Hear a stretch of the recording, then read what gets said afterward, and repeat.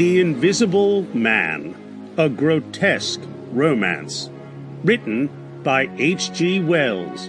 Narrated by Kevin Theis.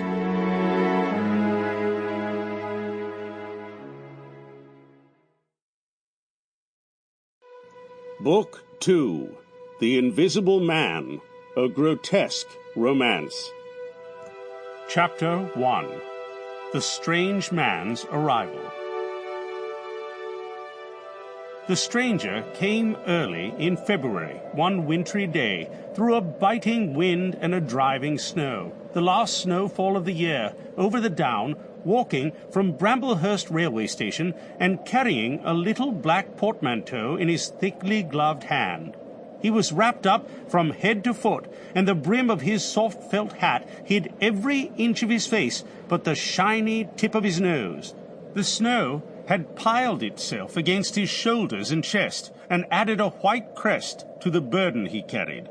He staggered into the coach and horses, more dead than alive, and flung his portmanteau down. "A fire!" he cried. "In the name of human charity, a room and a fire!" He stamped and shook the snow from off himself in the bar, and followed Mrs. Hall into her great parlour to strike his bargain. He took up his quarters in the inn. Mrs. Hall lit the fire and left him there while she went to prepare him a meal with her own hands. A guest to stop at Epping in the winter-time was an unheard-of piece of luck, let alone a guest who was no haggler, and she was resolved to show herself worthy of her good fortune. As soon as the bacon was well under way, and Milly, her lymphatic maid, had been brisked up a bit by a few deftly chosen expressions of contempt, she carried the cloth, plates, and glasses into the parlour and began to lay them with the utmost éclat. Although the fire was burning up briskly, she was surprised to see that her visitor still wore his hat and coat, standing with his back to her and staring out the window at the falling snow in the yard. His gloved hands were clasped behind him, and he seemed to be lost in thought. She noticed that the melting snow that still sprinkled his shoulders dripped upon her carpet.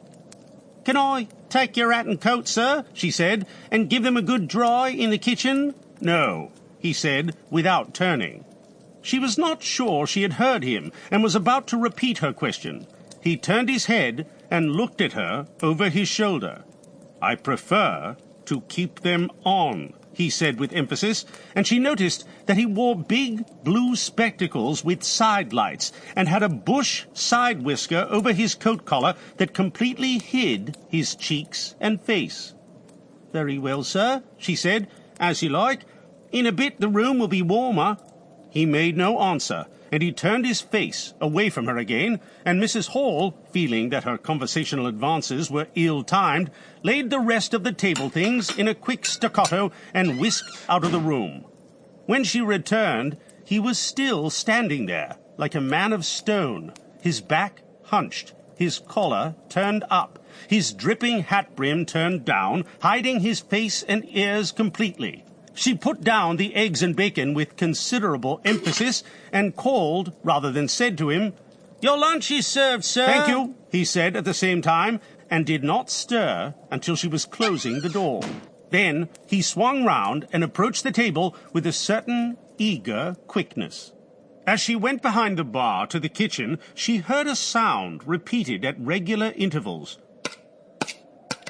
It went, the sound of a spoon being rapidly whisked round a basin. "That girl," she said. "There, I clean forgot it. It's her being so long." And while she herself finished mixing the mustard, she gave Milly a few verbal stabs for her excessive slowness.